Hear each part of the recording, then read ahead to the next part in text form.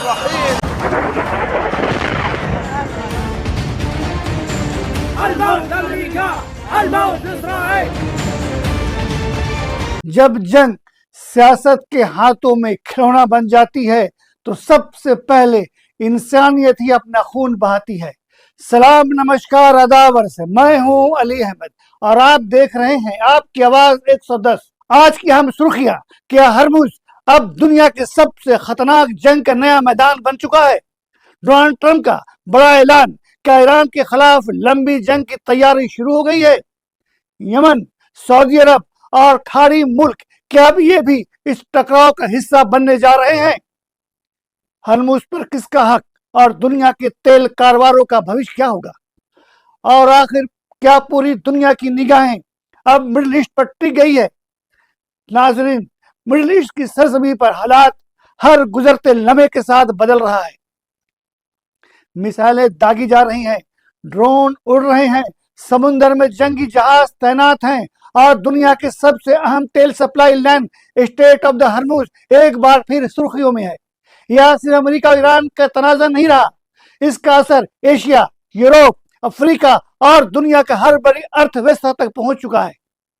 آج کی اس خاص رپورٹ میں ہم صرف یہ نہیں بتائیں گے کہ کون کس پر حملہ کر رہا ہے، بلکہ یہ بھی سمجھانے کی کوشش کریں گے کہ جنگ کے پیچھے اصلی وجہ کیا ہے، کون کیا چاہتا ہے اور اس ٹکراؤ سے سب سے زیادہ فائدہ کسے اور سب سے بڑا نقصان کسے ہو سکتا ہے.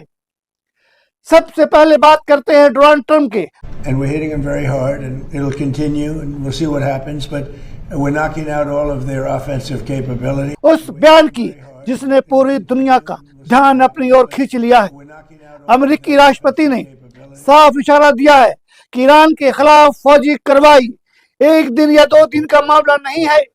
ان کے مطابق اگر ضرورت پڑی تو یہ آپریشن لمبے وقت تک جاری رہ سکتا ہے.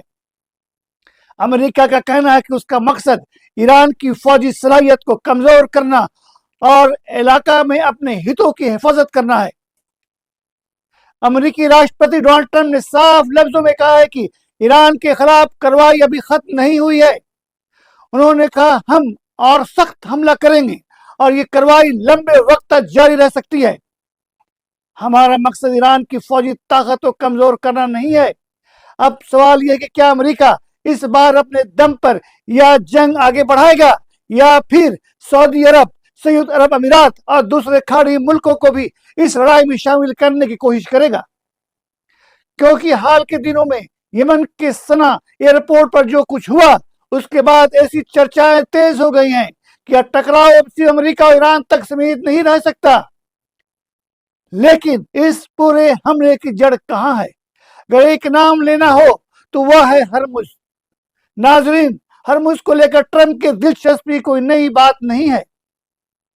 رپورٹ کے مطابق اس سے پہلے بھی امریکہ کئی بار اس سمندری راستے پر اپنا اثر بڑھانے کی کوشش کر چکا ہے، لیکن ہر بار اسے مشکلوں کا سامنا کرنا پڑا. ایک دور ایسا بھی آیا جب ایران کی طرف سے سمندر میں بچھائی گئی بارودی سرنگیں، سی مائنز کے خطرے کی وجہ سے کئی کاروباری جہازوں نے اس راستے سے گزرنا کم کر دیا. اس وقت امریکہ نے حالات سامان کرنے کی کوشش کی، لیکن معاملہ آسان نہیں تھا.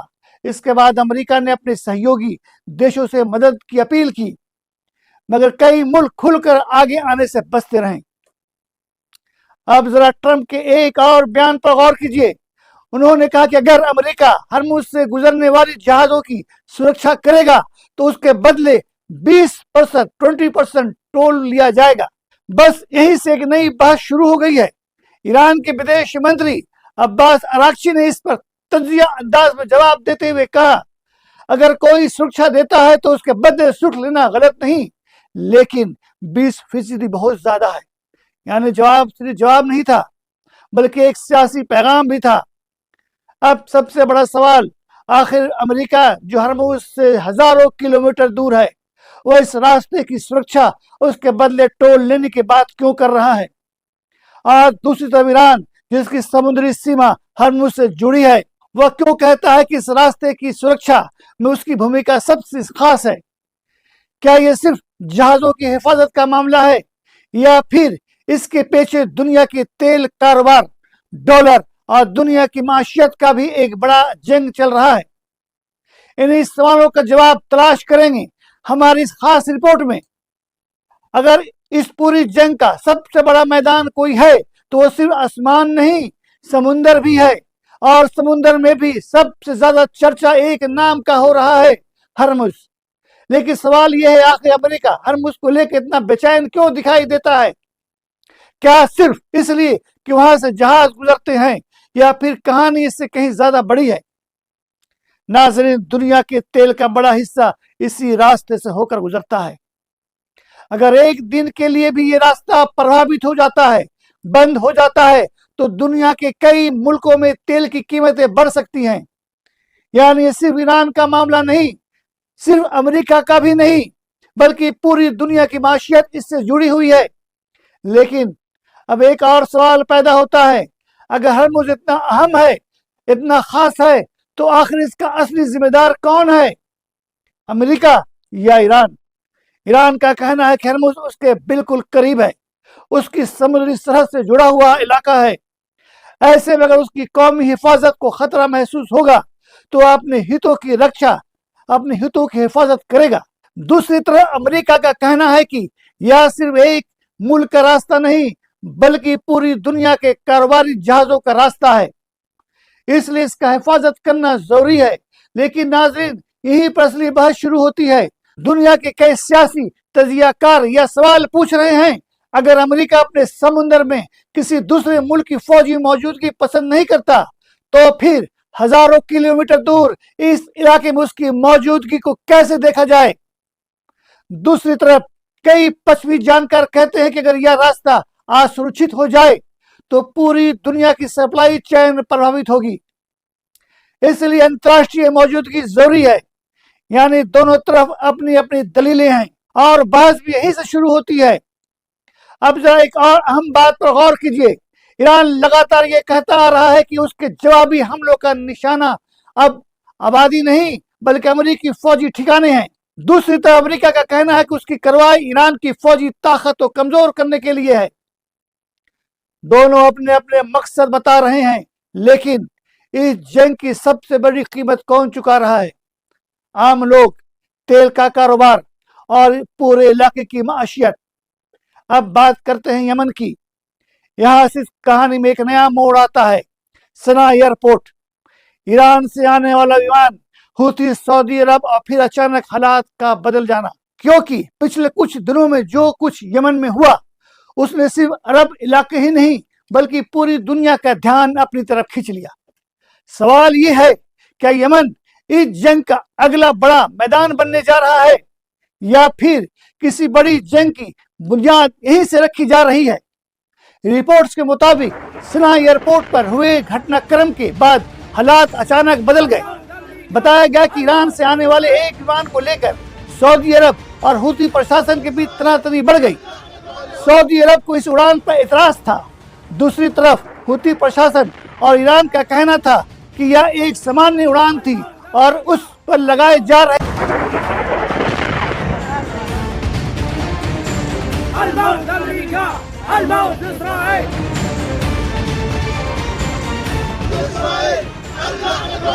الزام بے بنیاد ہے، یعنی ایک ہی گھٹنا لیکن دو الگ الگ دعوے۔ یہاں سے سب سے بڑا سوال پیدا ہوتا ہے، اگر معاملہ صرف ایک ومان کا تھا تو پھر ایئرپورٹ پر حملہ کیوں ہوا؟ کیا اس کے پیچھے صرف سرکشا کا معاملہ تھا، یا پھر کوئی بڑا سیاسی پیغام دیا جا رہا تھا؟ اسی سوال پر پوری دنیا کی نظر ٹکی ہوئی ہے۔ اب ذرا سعودی عرب کی بھومکا بھی سمجھیے۔ رپورٹس اور سیاسی حلقوں میں ایسی چرچائیں ہیں کہ امریکہ اور اسرائیل کے اشارے پر سعودی عرب نے یمن کے ایئرپورٹ پر حملہ کیا۔ اس میں سعودی عرب کو امریکہ کا سمرتھن حاصل تھا۔ رپورٹس میں بھی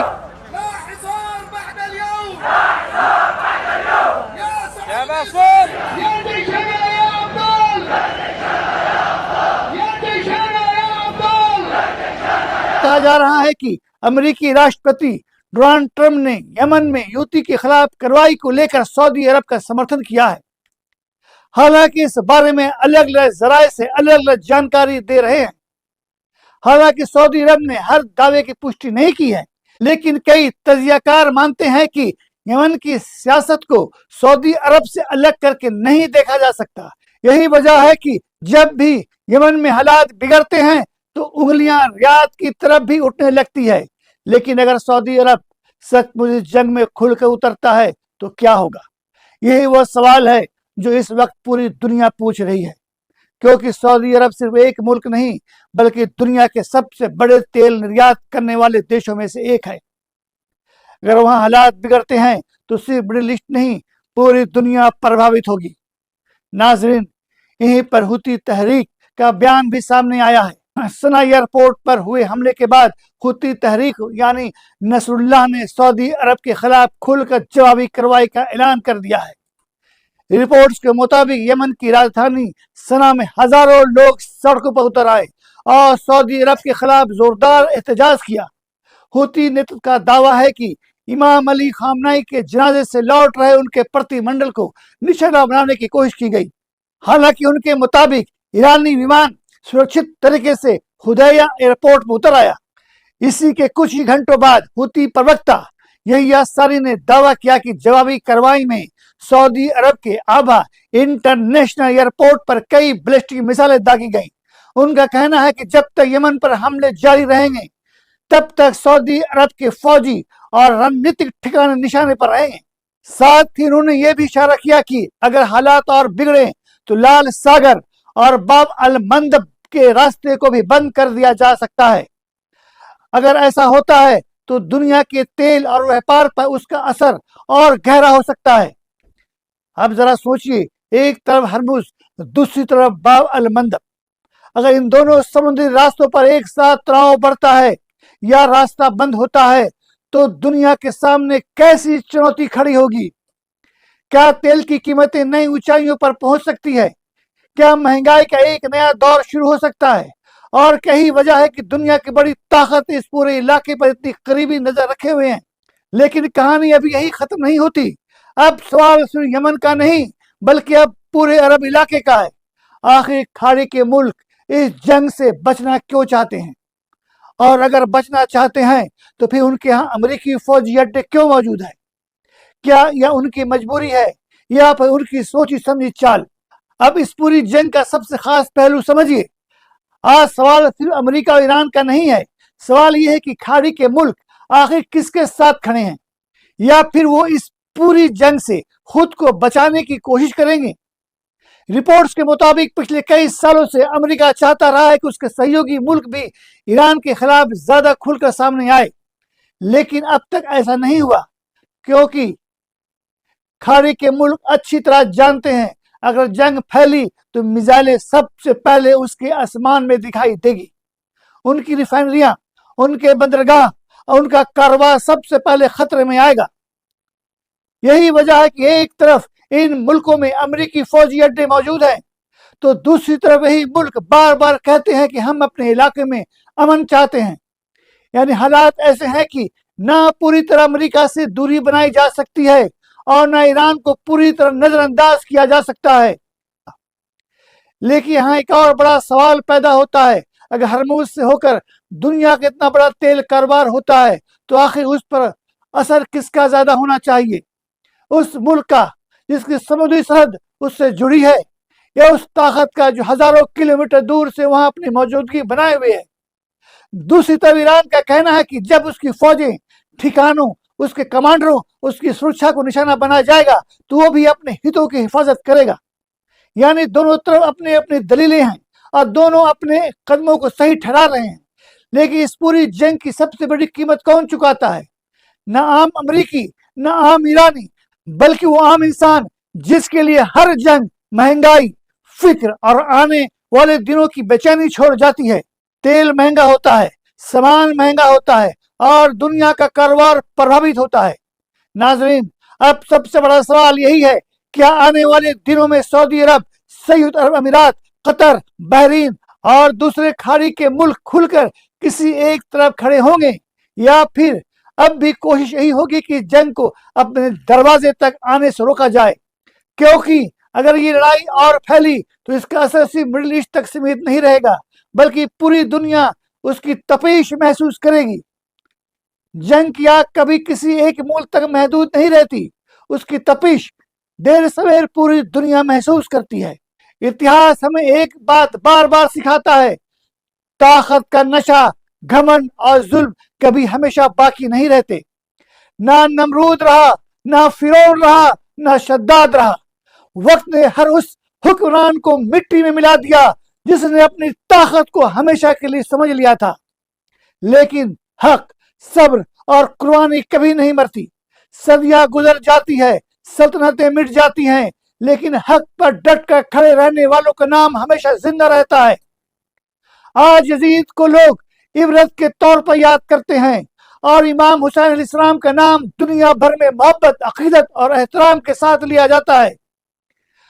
کروڑوں لوگ اپنے بچوں کا نام حسین رکھتے ہیں، ان کی قربانی کو یاد کرتے ہیں اور کربلا سے یہ سبق لیتے ہیں کہ حق کے لیے کھڑا ہونا اصلی کامیابی ہے۔ تخت والوں کا نشہ بھی وقت مٹا دیتا ہے، تخت والوں کا نشہ بھی وقت مٹا دیتا ہے۔ حق کی راہ میں چلنے والوں کو زمانہ بھول نہیں پاتا۔ ظلم کی عمر چاہے کتنی بھی لمبی کیوں نہ ہو، حق کا سورج ایک دن ضرور طلوع ہوتا ہے۔ میں ہوں علی احمد اور آپ دیکھ رہے ہیں آپ کی آواز 110۔ اگر ہماری یہ خاص رپورٹ آپ کو پسند آئی ہو تو ویڈیو کو لائک کیجیے، شیئر کیجیے اور چینل کو سبسکرائب کرنا نہ بھولیے۔ دعا کیجیے کہ اللہ تعالیٰ دنیا کو جنگ نہیں امن دے، نفرت نہیں انصاف دے، اور انسانیت کو ہر فتنے سے محفوظ رکھے۔ اسی دعا کے ساتھ خدا حافظ، نمسکار۔